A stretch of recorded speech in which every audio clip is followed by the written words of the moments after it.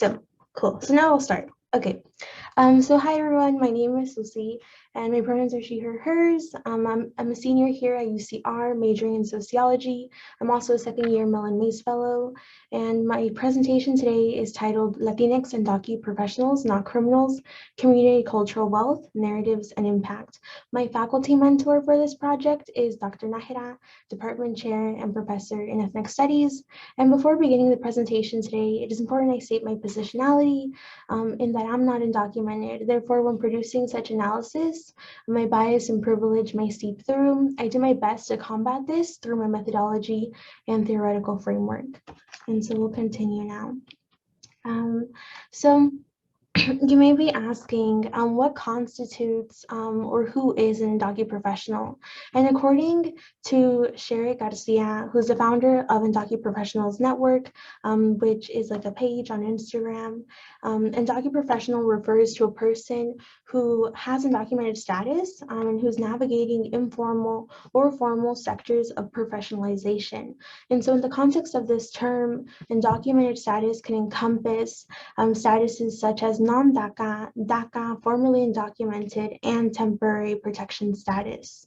I used the phrase undocumented professional as opposed to undocumented worker because it credits people's skills and it acknowledges their unique experiences that come with being undocumented while navigating like forms of professionalization. And professionalization can be understood as taking specific training, networking, obtaining a degree, initiating a project, etc. And so the central themes that came up throughout learning more about undocumented communities and were essentially like the limitations of status and then entrepreneurship and perseverance. And so specifically due to the lack of a social security number that undocumented people experience, they have significantly limited employment opportunities. And so this results in them having to work long hours, perform exploitative labor, and work hazardous working conditions just to stay afloat. And so while most individuals seek informal or formal employment, there are others who pursue entrepreneurship or formerly known as independent contracting. Specifically here in the state of California, entrepreneurship is accessible to undocumented folks.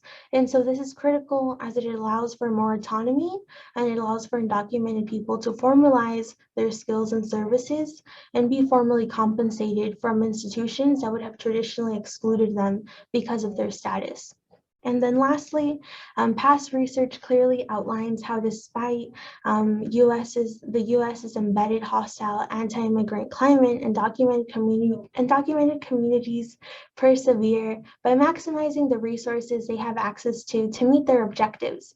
However, I noticed a gap between the challenges derived from status and the perseverance undocumented communities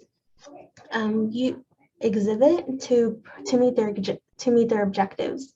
And so essentially my research project seeks to provide more information to weave this gap. I do this by building on the theory of community cultural wealth and presenting a counter story to the popular rhetoric of undocumented communities, specifically Latinx communities being criminals. And so I'm invested in illustrating how Latinx and docu professionals aren't criminals and they're undocumented professionals and how they're navigating and thriving in these spaces. Therefore, my research questions today are: how do undocumented professionals draw from their community cultural wealth to navigate their professional trajectories? And my second question is: what impact do their narratives have on their audiences? And so to move on to my methodology now, give me a moment. Okay, so my methodology consisted of using the pillars of community cultural wealth, and I'll be able to talk more about this in the next slide.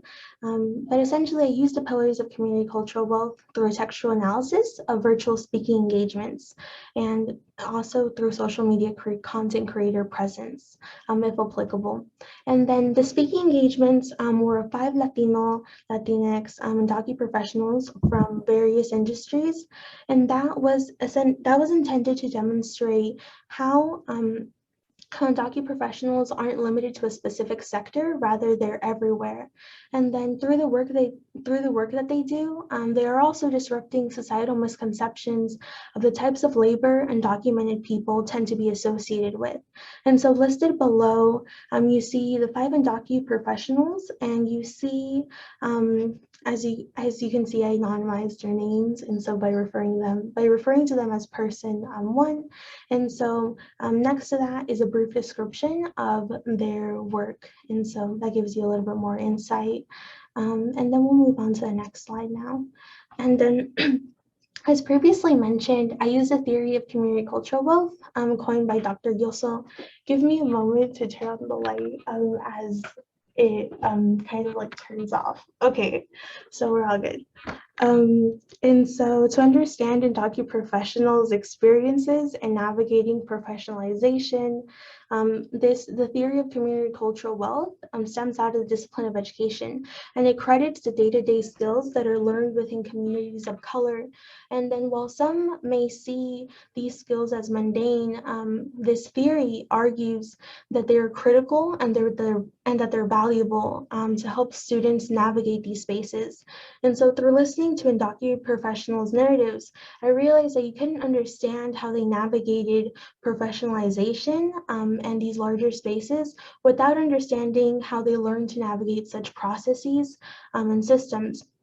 And so community cultural wealth thoughtfully provided those explanations by crediting their communities, teachings, their experiential knowledge, and social networks. And then something else to add is that the theory's asset-based approach allows me to underscore how undocumented professionals are thriving in these professions while being undocumented. And so I do this by focusing, by identifying the frequency of these pillars within their narratives and their impact on their audiences. And while community cultural wealth does consist of 6 pillars, which are illustrated in this diagram, throughout my narrative analysis, I did notice that the most frequent pillars were social and resistant capital. And so my findings today will focus on those 2 capitals to emphasize which mechanisms are needed for undocumented professionals to identify alternative routes to structural challenges. And then within the anecdotes that I'll be discussing, you'll notice that there'll be essentially more than one capital that will surface, and that's intended to also show how these capitals aren't individual, so they're not autonomous. Rather, undocumented professionals rely on all of them, as some may come up more than others. And so, and then by the way, these are the capitals within the diagram, if you were curious about that. And then so to begin, we'll be focusing on resistant capital. And so Yossel defines resistant capital as the knowledge and skills fostered through oppositional behavior and how that challenges inequality. Person 1, who, if we remember, is a cancer scientist, says, Nancy really helped me get the language I needed in order to advocate for myself and not take no for an answer. I felt confident to go into an office and say, this is not fair. Person 3 says, person 3, who's a visual artist, says, somebody made a decision that in order for our stories to matter, we need to look like we needed help. And I don't like that narrative of you feeling sorry for me. Instead, work with me.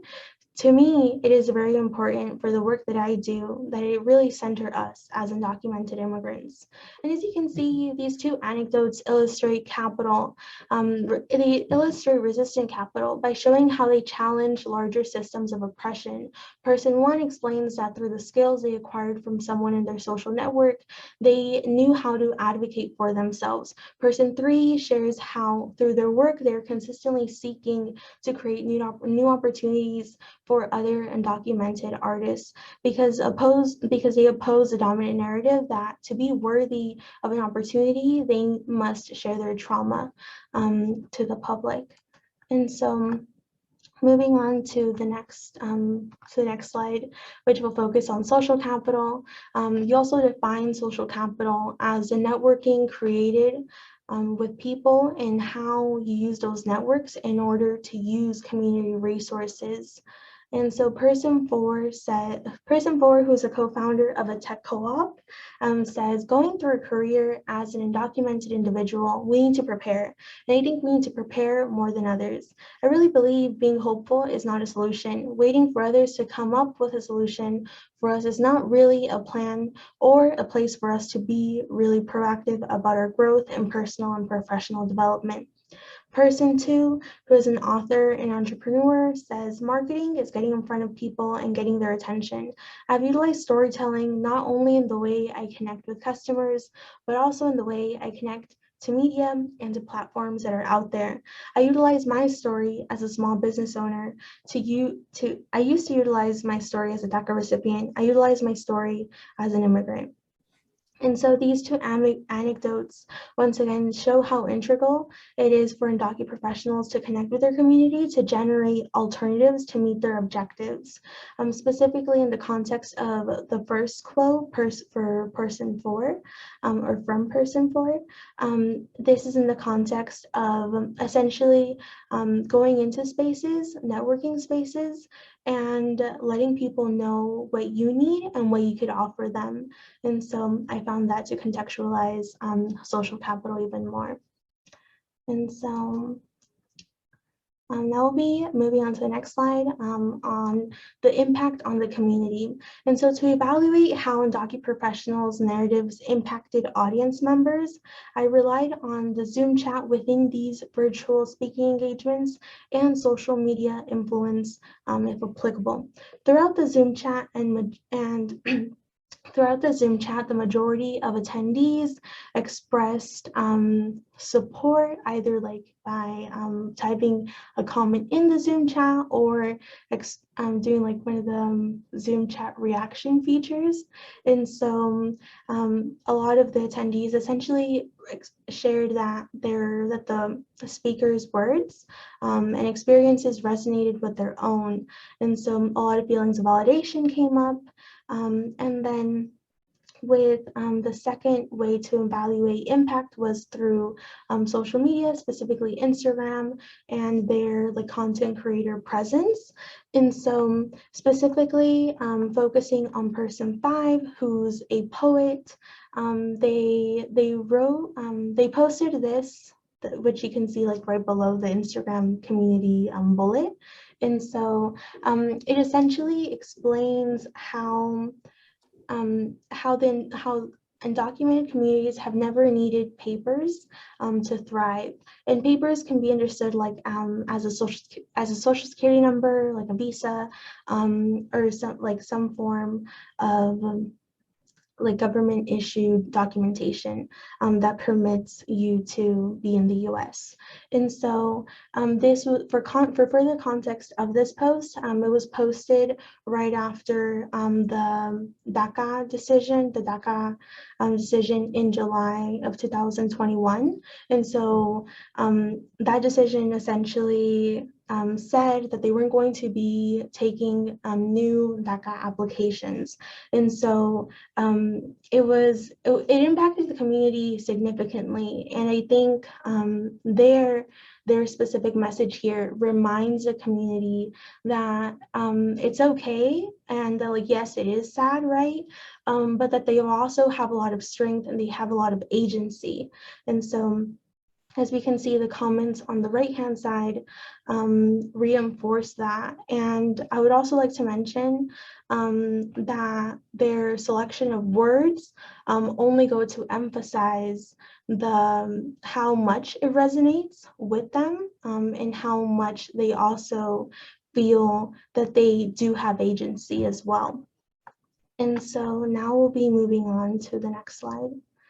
So key takeaways of my project are that multiple community cultural wealth pillars are needed for undocumented professionals to navigate through formal and informal processes to network, secure employment opportunities, formulate goals, and identify careers.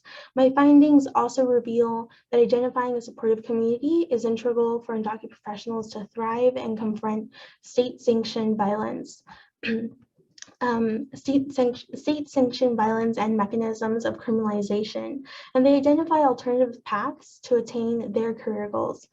These findings show how, as a result of status limitations, undocumented professionals have leveraged their community knowledge and skill sets to help them navigate professional development, adding to the existing literature on non-traditional forms of epistemology. And these findings collectively present a counter story, amplifying and broadening the conversation on Latinx and undocumented immigrants agency. And then lastly, this research reaffirms undocumented professionals' frustration, ingenuity, and perseverance, and calls U.S. society to interrogate constructions of illegality and institutions of violence such as USCIS, ICE, CBP, etc., as they constitute many of the barriers that undocumented professionals face. And then, as with any project, there are limitations. And so as to how this work can further continue, it should definitely expand and consider communities who are not Latinx, who are also older, and other forms of professionals, not limited to like the professionals who I focused on. And I would like to say thank you to the following individuals and groups for their continuous support in the development of my project. And more importantly, I appreciate their fe, which in Spanish, that's in Spanish, and in English, that is faith. And so in my potential as a scholar. And here are my references. And if you have any questions, you're more than welcome to ask them now, or you can also email me. So thank you. Thank you so much, Susy. Just 1 minute over, very good. So